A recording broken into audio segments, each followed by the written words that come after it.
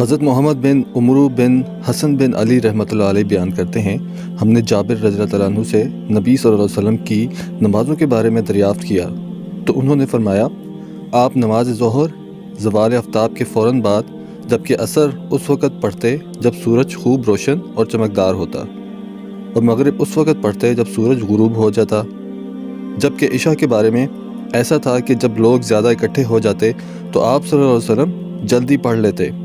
اور جب نمازی کم ہوتے تو اسے تاخیر سے پڑھتے، اور فجر کی نماز تاریکی میں پڑھا کرتے تھے۔ اور ایک روایت میں ہے، آپ صلی اللہ علیہ وسلم نماز عشاء کو تہائی رات تک بغیر کسی پرواہ کے مؤخر کر دیا کرتے تھے،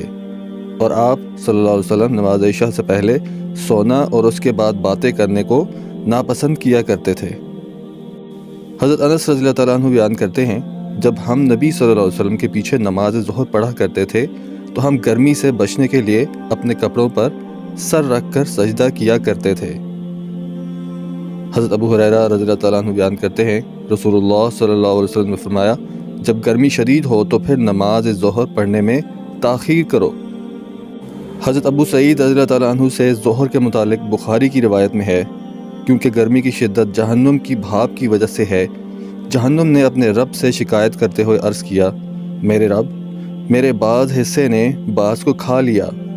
چنانچہ اللہ تعالیٰ نے اسے دو سانس،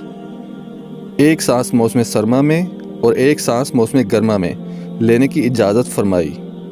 تم جو زیادہ گرمی اور زیادہ سردی پاتے ہو وہ اسی وجہ سے ہے۔ اور بخاری کی روایت میں ہے، بس تم جو گرمی کی شدت پاتے ہو تو وہ اس کی گرم ہوا کی وجہ سے ہے، اور تم جو زیادہ سردی پاتے ہو تو وہ اس کی ٹھنڈک کی وجہ سے ہے۔